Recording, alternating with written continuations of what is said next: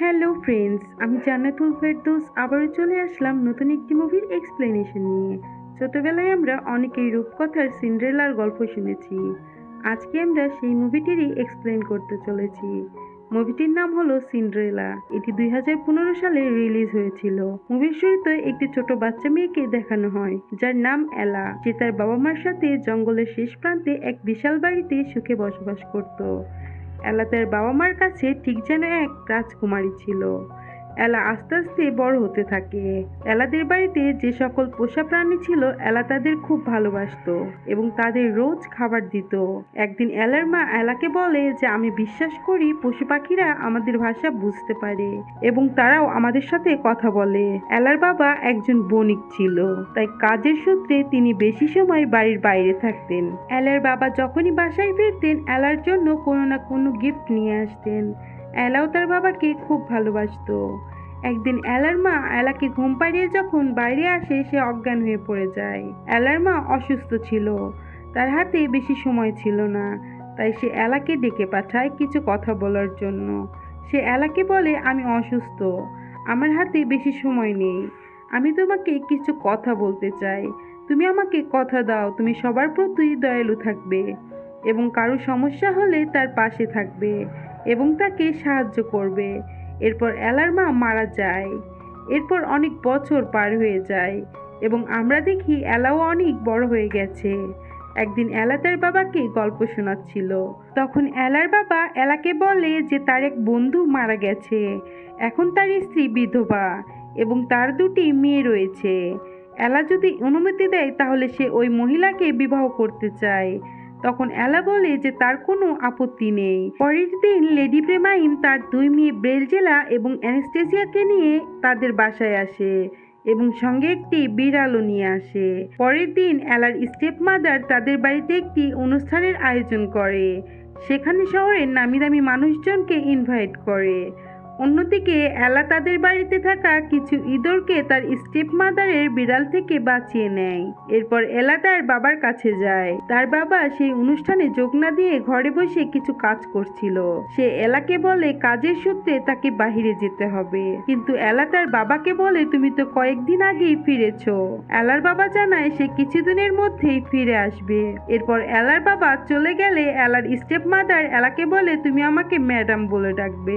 আর সে আরো বলে যে তার দুই মেয়েকে একটি ছোট রুম শেয়ার করতে হচ্ছে, যার ফলে তাদের খুব সমস্যা হচ্ছে।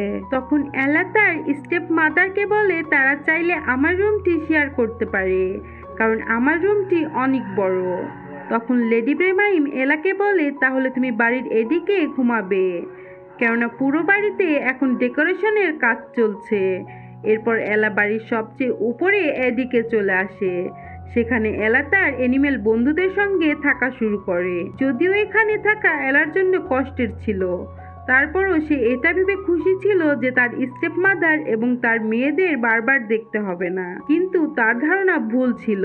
এলার সৎ মা এবং তার মেয়েরা এলাকে জ্বালানো শুরু করে। তারা মিষ্টি মিষ্টি কথা বলে এলাকে দিয়ে চাকরানির কাজ করাতো, কিন্তু এলার জন্য এর চেয়েও খারাপ কিছু অপেক্ষা করছিল। একদিন একটা লোক এলাদের বাসায় আসে এবং এলাকে বলে তার বাবা যাওয়ার সময় রাস্তায় অসুস্থ হয়ে মারা যান। এ খবর পাওয়ার পর এলা খুব ভেঙে পড়ে। অন্যদিকে এলার বাবা মারা যাওয়ার পর এলার সৎ মায়ের নিষ্ঠুর এবং হিংস্ররূপ প্রকাশ করে। সে বাড়ির সকল কাজের লোককে কাজ থেকে বের করে দেয় এবং তার বদলে এলাকে দিয়ে সব কাজ করায়। এরপর এলা তার সৎ মা এবং বোনের দাসীতে পরিণত হয়। সে বাড়ির ঘর মোছা, রান্না বান্না থেকে শুরু করে সব কাজ করত। অন্যদিকে তার দুই সৎ বোন কোনো কাজই করতো না, বরং তারা এলাকে বেশি বেশি কাজের চাপ দিয়ে খুশি হতো। সারাদিন কাজ শেষে এলা যেটুকু খাবার পেত সে দুই ভাগ করত। এক ভাগ সে নিজে খেত এবং অন্য ভাগ তার ইঁদুর বন্ধুদের দিত। সারাদিন কাজ শেষে এলা এতগুলো সিঁড়ি বেয়ে এদিকে ঘুমাতে যেতে পারত না, আর সেখানে অনেক ঠান্ডা ছিল। তাই এলা নিজেকে গরম রাখার জন্য রান্নাঘরে আগুনের কাছে ঘুমাতো, যার কারণে তার মুখে কালি লেগে যায়। অন্যদিকে এলার সৎ মা সকালের ব্রেকফাস্টের জন্য চেঁচামেচি করতে থাকে, তাই সে তাড়াতাড়ি করে ঘুম থেকে উঠে তাদের জন্য খাবার বানানো শুরু করে দেয়।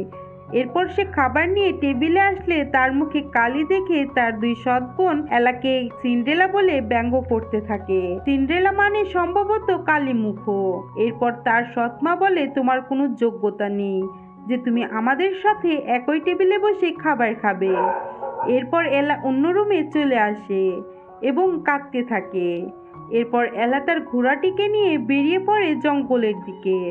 অন্যদিকে সেই রাজ্যের রাজকুমার এবং তার সঙ্গীরা শিকারে বেরিয়েছিল। তারা একটি হরিণকে শিকার করার জন্য তাড়া করছিল। তখন সেই হরিণটি হঠাৎ করে এলার সামনে চলে আসে। এলা সেই হরিণটিকে বাঁচিয়ে নেয়। এরপর এলার সঙ্গে রাজকুমারের দেখা হয়, কিন্তু সে রাজকুমারকে চিনত না। তাই এলা রাজকুমারকে বলে, তোমরা জঙ্গলের প্রাণীকে এভাবে মারতে পারো না। একথা শুনে রাজকুমার খুব খুশি হয় এবং এলাকে তার নাম জিজ্ঞাসা করে, কিন্তু এলা তার নাম বলে না। অন্যদিকে এলা রাজকুমারের নাম জানতে চাইলে রাজকুমার জানায় তার নাম গীত। রাজকুমার নিজের পরিচয় গোপন রাখে। এরপর সেখানে রাজকুমারের সঙ্গী সাথীরা চলে আসে। এরপর তারা সেখান থেকে চলে যায়, কিন্তু রাজকুমার এবং এলা দুজনকে পছন্দ করে ফেলে। রাজকুমারের সাথে কথা বলার পর এলার মন ভালো হয়ে যায় এবং সে আবারও বাসায় ফিরে আসে। অন্যদিকে রাজকুমারও বাসায় ফিরে এবং সে তার বাবাকে বলে জঙ্গলে সে একটি মেয়েকে দেখেছে যে অনেক সৎ এবং দয়ালু। রাজকুমারের তাকে পছন্দ হয়েছে। সেখানে একজন ডাক্তার ছিল যে রাজকুমারের বাবার শরীরের চেক আপ করছিল। সে রাজকুমারকে বলে তার বাবার শরীর খুব খারাপ, হয়তো তার কাছে বেশি সময় নেই। গীতের বাবা তাকে বলে যে তার তাড়াতাড়ি বিয়ে করে নেওয়া উচিত, কারণ তার বাবার কিছু হয়ে গেলে সে একা হয়ে যাবে। তার এমন কাউকে প্রয়োজন যে তার খেয়াল রাখবে এবং তাকে ভালোবাসবে। এরপর রাজা জানায় খুব শীঘ্রই একটা রাজকীয় অনুষ্ঠান হবে এবং সেখান থেকেই তোমার জীবনসঙ্গী পছন্দ করতে হবে। তখন রাজকুমার জানায় এ রাজ্যের সকল রাজকুমারীদের সঙ্গে যেন সব চাকরানিকেও ডাকা হয়, কেননা সে এই রাজ্যের সবচেয়ে সৎ মেয়েকে বিয়ে করতে চায়। সে কোনো রাজকুমারী না হলেও চলবে। অন্যদিকে এলা নিজেকে চাকরানি বলে পরিচয় দিয়েছিল, তাই রাজকুমার চাকরানিদেরকেও ডাকতে বলেছে। পরের দিন রাজার লোকেরা সমস্ত রাজ্যে প্রচার করে যে রাজবাড়িতে এক রাজকীয় অনুষ্ঠানের আয়োজন করা হয়েছে এবং সেই অনুষ্ঠানে রাজ্যের সকল মহিলাকে যাওয়ার আমন্ত্রণ রইল। সে কোনো চাকরানি হোক বা ধনী মহিলা, কেউ বাদ যাবে না। এই খবরটি এলা শোনার পর দৌড়ে গিয়ে তার সৎমাকে জানায়, যাতে তারা এই রাজকীয় অনুষ্ঠানে যেতে পারে। এলার মন অনেক ভালো ছিল, কিন্তু এলার সৎমা এলাকে নিয়ে কোনো চিন্তা করতো না। তার চিন্তা ছিল তার নিজের দুই মেয়েকে নিয়ে। সে তার নিজের দুই মেয়েকে সাজিয়ে গুজিয়ে সেই অনুষ্ঠানে নিয়ে যাওয়ার জন্য প্রস্তুতি নেয় আর ভাবে তার দুই মেয়ের মধ্যে এক মেয়েকে তো রাজকুমার পছন্দ করতেই পারে, তাহলে তাদের জীবনই বদলে যাবে। অন্যদিকে রাজকুমারকে দেখা যায়। রাজকুমার এলাকে নিয়ে এতটাই ভাবছিল যে তার কোনো কাজেই মন বসছিল না এবং সে এটাও ভয় পাচ্ছিল যে তার বাবা এলাকে গ্রহণ করবে কিনা, কেননা রাজা তো চাইবেই তার ছেলের জন্য কোনো ধনী অথবা রাজকুমারী মেয়ে। অন্যদিকে এলার সৎমা তার দুই মেয়েকে দামি কাপড় পরিয়ে সাজালেও এলাকে কোনো কাপড় দেয় না, কারণ সে চায় এলা সেখানে অংশগ্রহণ না করুক। কিন্তু এলা সেই অনুষ্ঠানে যাওয়ার খুব ইচ্ছা ছিল। তারপর আমরা দেখি এলা তার ইঁদুর বন্ধুদের নিয়ে তার মায়ের পুরনো পোশাক সেলাই করতে শুরু করে। এলার সৎমা তার দুই মেয়েকে নিয়ে অনুষ্ঠানে যাওয়ার জন্য প্রস্তুতি নিয়ে দাঁড়িয়ে আছে। ঠিক তখনই সেখানে এলা তার মায়ের সেই কাপড় পরে চলে আসে এবং অনুষ্ঠানে যাওয়ার জন্য নিচে আসে। তখন তার সৎমা এবং মেয়েরা এলাকে অনেক অপমান করে এবং তার পোশাকটা পর্যন্ত ছিঁড়ে ফেলে, যাতে এলা ওই অনুষ্ঠানে যেতে না পারে। এরপর এলার সৎমা এবং বোনেরা সেই অনুষ্ঠানে চলে যায়। এতে এলা খুব কষ্ট পায় এবং তাদের চলে যাওয়া দেখতে থাকে। এরপর এলা একটা পুকুরের পাশে গিয়ে জোরে জোরে কান্না করতে শুরু করে। তখনই এলার সাথে একটা বয়স্ক মহিলার দেখা হয়। সেই মহিলা এলাকে অনুষ্ঠানে পৌঁছে দেওয়ার কথা বলে, কিন্তু এলা বিশ্বাস করে না। ঠিক তখনই ওই বয়স্ক মহিলা একটি সুন্দরী নারীতে পরিণত হয়। তখন এই সুন্দরী নারী বলে, আমি তোমার পরিমা। এরপর তার পরিমা জাদু দিয়ে একটা মিষ্টি কুমড়াকে ঘোড়ার গাড়িতে পরিণত করে এবং ইঁদুরগুলিকে ঘোড়া বানিয়ে দেয় এবং গিরগিটিকে পাহারাদার বানায় আর রাজহাঁসকে গাড়িওয়ালা বানিয়ে দেয়। মানে পুরো একটা রাজকন্যার বাহন বানিয়ে দেয়। এরপর এলা বলে এই পোশাকে আমি কিভাবে সেখানে যাব। তারপর ওই পরীটা এলার পোশাকও পরিবর্তন করে দেয়। যখন সে গাড়িতে পা রাখে তখন তার জুতো কাচের জুতোতে পরিণত হয়। এরপর এলা রাজপ্রাসাদে যাওয়ার জন্য রওনা দেয়। রাজপ্রাসাদে সব রাজকুমারী এবং সাধারণ মেয়েরা এসেছে, কিন্তু রাজকুমার যার জন্য অপেক্ষা করছিল সে এখনো আসেনি। তাই এত সুন্দরী মেয়েদের দেখেও রাজকুমার খুশি ছিল না, আর সে অন্যমনস্ক ছিল। সেটা রাজা লক্ষ্য করছিল। আর যখনই সেই অনুষ্ঠান শুরু হতে চলে ঠিক তখনই সেখানে এলা প্রবেশ করে। সবার নজর তখন এলার দিকে পড়ে এবং সবার সাথে রাজকুমারও তাকে দেখতে থাকে। এলাকে দেখে রাজকুমারের খুশির সীমা নেই। তখন রাজকুমার এলার সাথে দেখা করার জন্য এগিয়ে যায়। তখন তারা দুইজন সেখানে ডান্স করতে শুরু করে। তখন সেখানে থাকা সবাই ভাবতে থাকে কে এই অজানা মেয়ে রাজকুমারের সঙ্গে ডান্স করছে। সবাই তাদের থেকে নজর ফেরাতে পারছিল না। পরীর জাদুর কারণে এলার সৎমাও এলাকে চিনতে পারছিল না। এরপর ডান্স শেষে রাজকুমার এলাকে তার সঙ্গে করে নিয়ে আসে। তখন এলা জানতে পারে সে কোনো চাকর নয়, সে রাজকুমার। এলা তখন খুব অবাক হয়। রাজকুমার তখন তার কাছে ক্ষমা চায় এবং তাকে শান্ত হতে বলে। চাকরের প্রতি এত ভালোবাসা দেখে রাজকুমার আরো মুগ্ধ হয়ে যায়। পুরো মহলে তখন একটাই আলোচনা চলছিল যে কে এই মেয়েটি।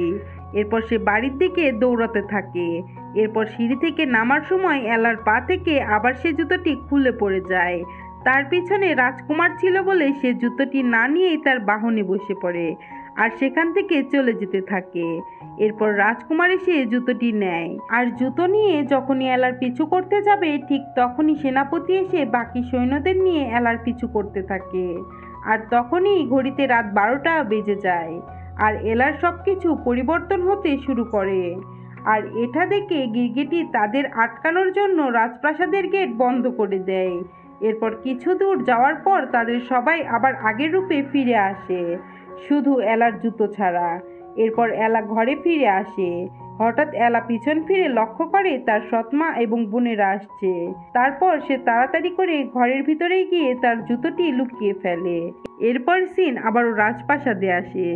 সেখানে আমরা দেখি রাজার শরীর আরো খারাপ হয়ে গেছে।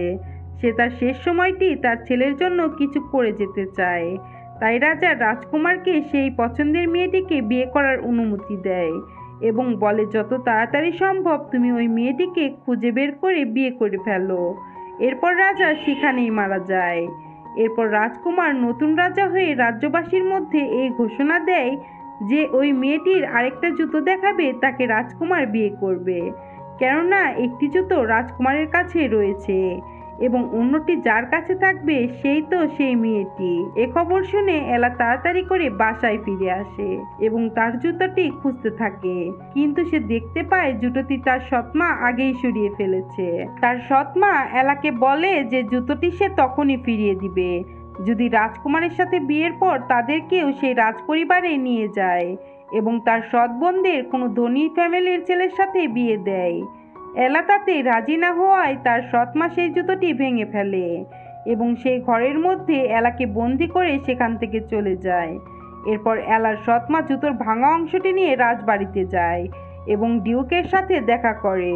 সে ডিউককে বলে এটি সে তাদের বাড়ির চাকরানির কাছ থেকে পেয়েছে। এরপর ডিউক এলার সৎমার সাথে একটা ডিল করে। সে বলে তুমি যদি ওই মেয়েটিকে লুকিয়ে রাখতে পারো তাহলে তোমার মেয়েদের অনেক ধনী ফ্যামিলির ছেলের সাথে বিয়ের ব্যবস্থা করে দিব, কারণ ডিউক চায় তাদের রাজকুমার কোনো ধনী ফ্যামিলির মেয়ের সাথে বিয়ে করুক। তার পছন্দ ছিল রাজকুমারী সেলিনাকে। এরপর ডিউক সেই জুতোর ভাঙা অংশ রাজকুমারকে দেখায় আর বলে তাদের রাজ্যের সুবিধার জন্য তার রাজকুমারী সেলিনাকে বিয়ে করা উচিত। তখন রাজকুমার বলে আমি এই রাজ্যের প্রতিটা মেয়ের পায়ে সেই জুতোটি পরিয়ে দেখতে চাই। যদি তারপরও আমি সেই মেয়েটিকে খুঁজে না পাই তাহলে আমি ডিউকের পছন্দ মতো মেয়েকেই বিয়ে করতে রাজি আছি। পরের দিন রাজবাড়ির সামনে মেয়েদের এক লম্বা লাইন পড়ে যায়, কিন্তু জুতোটি কোনো মেয়ের পায়েই ফিট হয় না। এরপর যারা রাজপ্রাসাদে আসেনি তাদের বাড়িতে গিয়ে সেই জুতোটি পরিয়ে চেক করে, কিন্তু এখানেও জুতোটি কারো পায়ে সেট হয় না। রাজ্যের সকল বাড়িতে চেক করা শেষ হলে রাজার লোকেরা সবার শেষে এলাদের বাড়িতে আসে। এদিকে এলার দুই সৎ বোন রাজার লোকেদের দেখে খুশিতে লাফিয়ে ওঠে, কিন্তু জুতোটি তাদের পায়েও সেট হয় না। ঠিক সে সময় পাখিরা এসে এলার ইঁদুর বন্ধুদের রাজার লোকেদের বিষয়ে জানায়। এলার রুমে তালাবন্ধ অবস্থায় ছিল, সে বাইরে বের হতে পারছিল না, তাই সে ঘরের মধ্যে গুনগুন করে গান গাইছিল। তখনই ইঁদুররা এলার জানালাটি খুলে দেয়। রাজার লোকেরা সেখান থেকে বেরিয়ে যাচ্ছিল, ঠিক তখনই তারা গান শুনতে পেয়ে দাঁড়িয়ে যায়।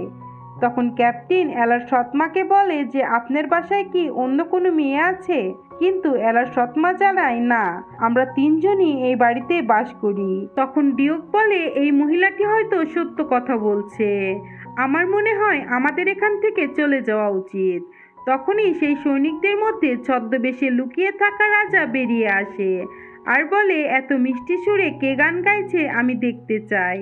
এলার সৎমার কাছে আর কোনো উপায় না থাকায় সে ক্যাপ্টেনকে উপরে নিয়ে আসে এবং সেখান থেকে এলাকে নিয়ে রাজার কাছে আসে। এলা রাজার কাছে এসে বলে, আমি কোনো রাজকুমারী নই, আর আমার কাছে কোনো ঘোড়ার গাড়ি নেই এবং আপনাকে দেওয়ার মতো আমার কাছে কোনো পণ নেই। তারপরও যদি জুতোটি আমার পায়ে ফিট হয় তবে কি আপনি আমাকে বিয়ে করবেন? তখন রাজা উত্তর দেয়, অবশ্যই। তখন রাজা নিজের হাতে জুতোটি এলার পায়ে পরিয়ে দিলে জুতোটি সুন্দরভাবে এলার পায়ে ফিট হয়। এরপর রাজা এলাকে নিয়ে সেখান থেকে বেরিয়ে আসে। সেখান থেকে বেরিয়ে আসার আগে এলা তার সৎ মাকে বলে, আমি তোমাকে এবং তোমার মেয়েদের ক্ষমা করলাম। এরপর রাজা এলাকে নিয়ে রাজপ্রাসাদে আসে এবং তাদের বিয়ে হয়ে যায়। এরই সাথে এই মুভির গল্প এখানেই শেষ হয়ে যায়। আজকের এই এক্সপ্লেনেশনটি যদি আপনাদের ভালো লেগে থাকে তাহলে লাইক করতে ভুলবেন না। আরও নিত্য নতুন ভিডিও পেতে হলে ভয়েস অফ এক্সপ্লেনেশনের সঙ্গেই থাকুন।